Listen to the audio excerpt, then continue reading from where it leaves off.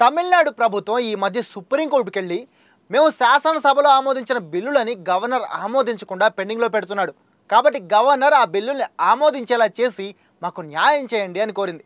దానికి సుప్రీంకోర్టు గవర్నర్లు ఇకపై నెల రోజుల్లో బిల్లుని ఆమోదించాలి, గడువు దాటితే ఆ బిల్లులు ఆటోమేటిక్గా ఆమోదం పొందేస్తాయి అని సంచలన తీర్పిచ్చింది. అయితే గవర్నర్ల దగ్గరే ఆగకుండా రాష్ట్రపతి కూడా తన దగ్గర ఉన్న బిల్లుని 3 నెలల్లోగా ఆమోదించాల్సిందే. ఒకవేళ రాష్ట్రపతి అందులో ఫెయిల్ అయితే రాష్ట్రాలు సుప్రీంకోర్టులో కేసు వేసుకోవచ్చు అని తీర్పునిచ్చి అందరికీ షాక్ ఇచ్చింది. ఎప్పుడైతే నేషన్స్ ఫస్ట్ సిటిజన్గా చెప్పుకునే రాష్ట్రపతికి సుప్రీంకోర్టు రూల్స్ పెట్టిందో దెబ్బకి ఉపరాష్ట్రపతి ధన్కర్కి చిర్రెత్తుకొచ్చింది. సుప్రీంకోర్టు సూపర్ పార్లమెంట్గా వ్యవహరిస్తోంది. సెక్షన్ 142 అనేది డెమోక్రసీ మీద ఆటం బాంబులా మారింది అని షాకింగ్ కామెంట్స్ చేశారు ఆయన. ఇక్కడే ఇప్పుడు దేశవ్యాప్తంగా ఫుల్ డిబేట్ మొదలైంది. అదేంటంటే నిజంగానే రాష్ట్రపతి అందరికంటే టాప్ పొజిషన్లో ఉంటారా? అంటే సుప్రీంకోర్టులు కూడా రాష్ట్రపతికి రూల్స్ పెట్టలేవా? లేదంటే సుప్రీంకోర్టు రాజ్యాంగబద్ధమైన సర్వోన్నత న్యాయస్థానం కాబట్టి ఆ న్యాయస్థానం రాష్ట్రపతికి కూడా రూల్స్ పెట్టొచ్చా అనే చర్చ దేశవ్యాప్తంగా ఇప్పుడు మొదలైంది.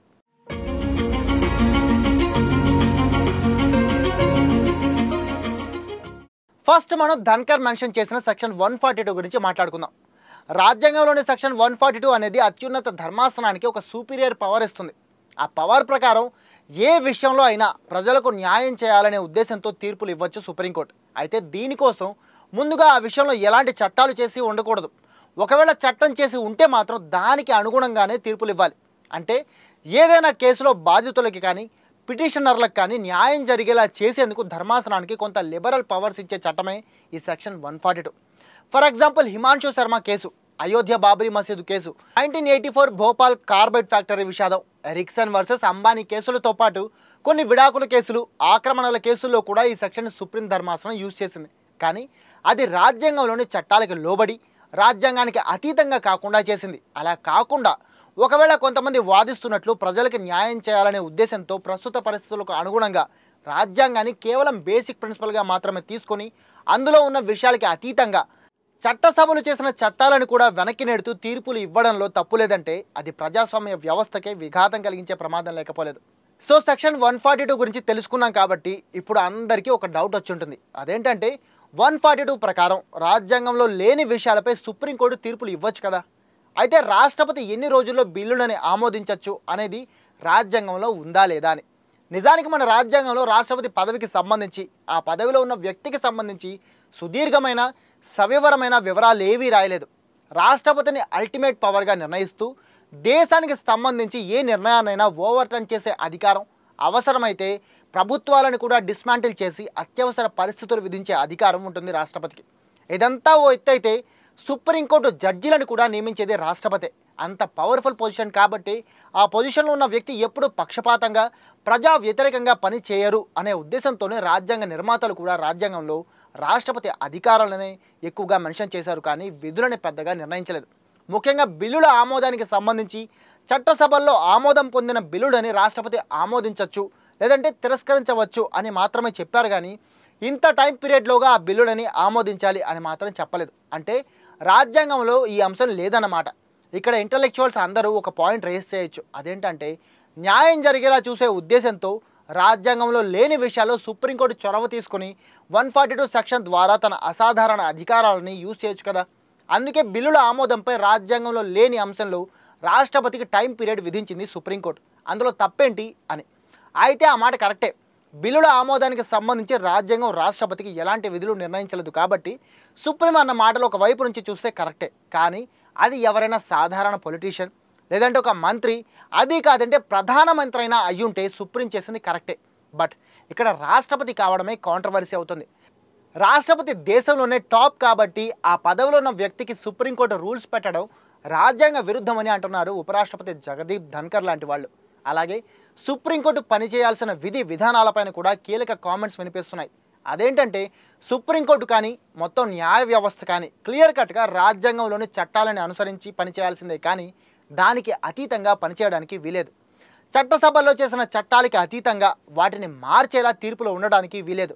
అదే ఒకవేళ సుప్రీంకోర్టులు ఇచ్చిన తీర్పుల్లో ఏదైనా తప్పు కనిపిస్తే దాన్ని వెంటనే ఒక చట్టం ద్వారా మార్చే అధికారం చట్టసభలకి ఉంటుంది. ఉదాహరణకి 1978-85లో జరిగిన షహబానో కేసు. ఈ కేసులో 70 ఏళ్ల షహబానో అనే మహిళకి ఆమె భర్త ట్రిపుల్ తలాక్ ద్వారా విడాకులు ఇచ్చి వదిలేస్తే 4 పిల్లలతో నానా కష్టాలు పడుతూ కోర్టును ఆశ్రయించింది ఆమె. తన భర్త నుంచి తనకి భరణం ఇప్పించాలని కోరింది. కోర్టు కూడా ఆమెకి జీవితాంతం భరణం ఇవ్వాల్సిందే అని తీర్పిచ్చింది. కానీ ఆ తీర్పుని ఓవర్టర్న్ చేస్తూ అప్పటి రాజీవ్ గాంధీ ప్రభుత్వం ముస్లిం మహిళల రక్షణ చట్టాన్ని తీసుకొచ్చి ఆ చట్టం ద్వారా సుప్రీం తీర్పును క్యాన్సిల్ చేసింది. ఈ కేసు గురించి క్లియర్ డీటెయిల్స్ కావాలంటే కామెంట్ చేసి చెప్పండి, ఇంకో వీడియో క్లియర్గా చేస్తాను. ఇక ఈ ఇష్యూని బట్టి చూస్తే సుప్రీం తీర్పుని మార్చే శక్తి పార్లమెంట్కి ఉంది అని క్లియర్గా అర్థమవుతుంది. అయితే పార్లమెంట్ తీర్పుని, అందులోనూ రాష్ట్రపతి ఆమోద ముద్ర పడిన ఒక చట్టాన్ని మార్చే శక్తి సుప్రీంకోర్టుకి ఉందా అంటే లేదనే చెప్పాలి. ఉదాహరణకి ఆర్టికల్ 356 గురించి తీసుకుంటే ఇది రాష్ట్రపతి పాలన విధించడానికి సంబంధించిన చట్టం.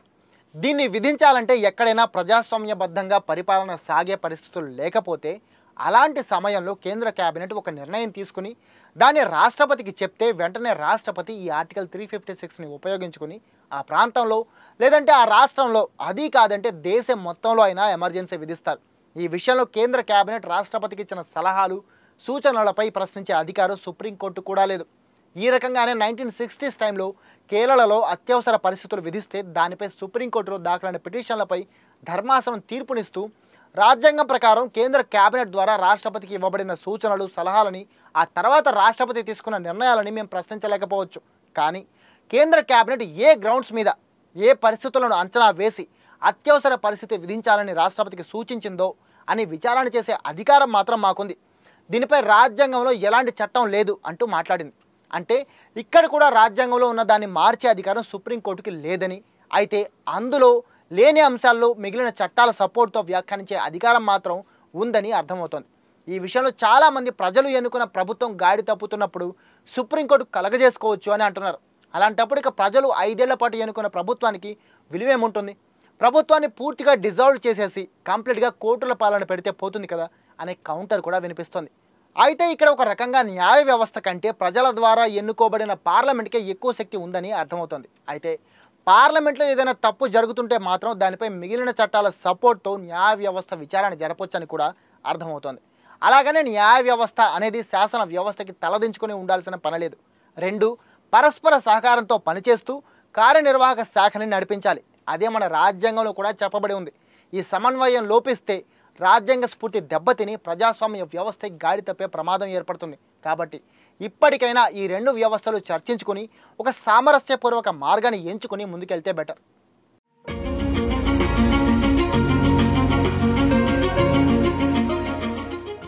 ఇదంతా ఓ ఎత్తు అయితే ఇక్కడ ఓ కొత్త డిమాండ్ కూడా రేజ్ అవుతోంది. అదేంటంటే ఎప్పుడైతే ప్రజాప్రభుత్వాల నిర్ణయాలని అడ్డుకోవడం, రాష్ట్రపతికి సైతం రూల్స్ పెట్టడం లాంటి పనులు సుప్రీంకోర్టు చేసిందో వెంటనే చాలా వేళ్ళు అత్యున్నత ధర్మాసనం వైపు కూడా లేవడం స్టార్ట్ అయ్యాయి.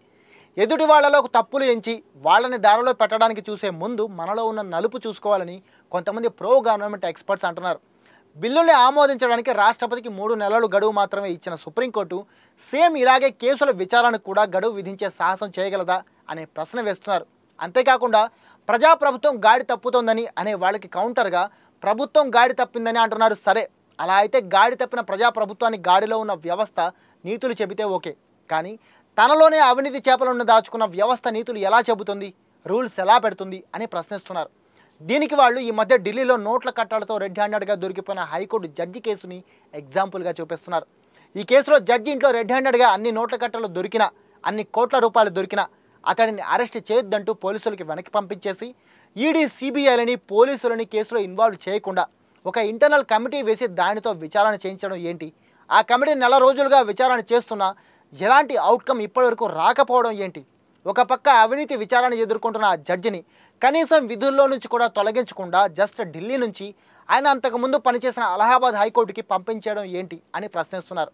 మన దీనికి కోర్టు నుంచి సమాధానం ఏమొస్తుందో చూడాలి. అయితే ఇదంతా జరిగిన తర్వాత సుప్రీంకోర్టు సుప్రీం పార్లమెంట్లా ప్రవర్తిస్తోందనే ఒపీనియన్ శాసన వ్యవస్థ నుంచి రేజ్ అవుతుంది. కాబట్టి దీనికి ఫుల్ స్టాప్ పెట్టడానికి ఇప్పటివరకు సుప్రీంకోర్టు న్యాయమూర్తులని నియమించడానికి ఉన్న ప్రక్రియని మార్చి అందులో పార్లమెంట్ ఇన్వాల్వ్మెంట్ పెంచాలనే డిమాండ్లు కూడా వినిపిస్తున్నాయి. అంటే ఇప్పటివరకు సుప్రీంకోర్టు న్యాయమూర్తులు, సిజేఐ కానీ ఇతర న్యాయమూర్తులని కానీ కోర్టు కొలీజియం సూచనలతో రాష్ట్రపతి నియమించడం జరుగుతోంది. అయితే చాలా రోజులుగా ఈ విధానాన్ని మార్చడానికి, న్యాయమూర్తుల నియామకంలో ప్రభుత్వం కూడా జోక్యం చేసుకునేలా మార్పులు తీసుకురావడానికి సెంట్రల్ గవర్నమెంట్ ప్రయత్నిస్తోంది. ఇక ఇప్పుడు సుప్రీంకోర్టు డెసిషన్స్తో సెంట్రల్ గవర్నమెంట్ ఆలోచనకి ఇంకొంచెం సపోర్ట్ పెరిగినట్లయింది. దీంతో ఇప్పుడు ఒకవేళ ఈ విషయాన్ని సెంట్రల్ గవర్నమెంట్ సీరియస్గా తీసుకుని ఒకవేళ న్యాయమూర్తుల నియామకానికి సంబంధించి ఒక చట్టాన్ని తీసుకొచ్చి ఆమోదింప చేసుకుంటే అప్పుడు న్యాయ వ్యవస్థలో సమూల మార్పులు జరిగే అవకాశం లేకపోలేదు. ఇదంతా ఆలోచిస్తుంటే అసలు సుప్రీంకోర్టు న్యాయమూర్తుల నియామకంలో ప్రభుత్వ జోక్యం తీసుకురావాలనే ఉద్దేశంతోనే సెంట్రల్ గవర్నమెంట్ ఇంత మాస్టర్ ప్లాన్ వేసిందా అనే అనుమానం కూడా వస్తుంది. అంటే ఇది నా అనుమానం అంతే, అలా అయ్యుండదులేండి. అయితే ఏది ఏమైనా జగదీప్ ధన్కర్ కామెంట్స్, ఆయన అగ్రెసివ్నెస్ చూస్తుంటే ద్రౌపది ముర్ము తర్వాత ఆయన మన ప్రెసిడెంట్ అయినా ఆశ్చర్యపోనక్కర్లేదు.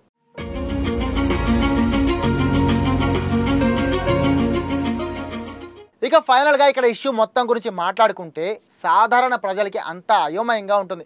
దానికి కారణం న్యాయ వ్యవస్థకి సంబంధించిన అంశాలన్నీ చాలా సీక్రెట్గా ఉండడమే. మన దేశంలో 99% మందికి అసలు మన రాజ్యాంగంలో ఏముందో అది కూడా తెలీదు. రాజ్యాంగం ద్వారా మన దేశం ఎలా నడుస్తుంది, అందులో ఎలాంటి సెక్షన్లు ఉన్నాయి ఏమీ తెలీదు. ఇక దీనికి తోడు ఎవరైనా కొద్దో గొప్ప న్యాయ వ్యవస్థ గురించి రాజ్యాంగం గురించి అవగాహన ఉన్నవాళ్ళు ఎవరైనా కోర్టు తీర్పులని ఎప్పుడైనా ప్రశ్నించినా వ్యతిరేకించినా దాన్ని కంటెంప్ట్ ఆఫ్ కోర్టు కింద పరిగణించి అరెస్టులు కూడా చేస్తారు. అందుకే న్యాయ వ్యవస్థ విషయంలో ఎవ్వరూ మాట్లాడరు. సాధారణ ప్రజలకి న్యాయ వ్యవస్థ అర్థం కాని బ్రహ్మ పదార్థం కావడానికి కూడా కారణం ఇదే. ఏదో గత CJI చంద్రచూడ్ పుణ్యమా అని ఈ మధ్యకాలంలో కోర్టుల హియరింగ్స్ని లైవ్లో యూట్యూబ్లో చూడగలుగుతున్నాం. కొద్దో గొప్ప న్యాయ వ్యవస్థ గురించి అవగాహన పెంచుకోగలుగుతున్నాం. ఇది ఇంకా మారాలి. అండ్ మన రాజ్యాంగం గురించి, చట్టసభల పనితీరు గురించి, న్యాయ వ్యవస్థ గురించి స్పష్టంగా ప్రతి పౌరుడికి తెలిసేలా విద్యా వ్యవస్థలో కూడా మార్పులు రావాలి. ఏమంటారు? మరి దీనిపై మీ ఒపీనియన్ ఏంటి? ఈ విషయంలో ఎవరు కరెక్ట్ అని మీరు అనుకుంటున్నారు? సుప్రీంకోర్టు రాష్ట్రపతికి రూల్ పెట్టడం కరెక్టే అంటారా, లేదంటే సుప్రీంకోర్టు తీర్పు మీద ఉపరాష్ట్రపతి చేసిన కామెంట్స్ కరెక్ట్ అంటారా? మీ ఒపీనియన్ కామెంట్ చేసి చెప్పండి.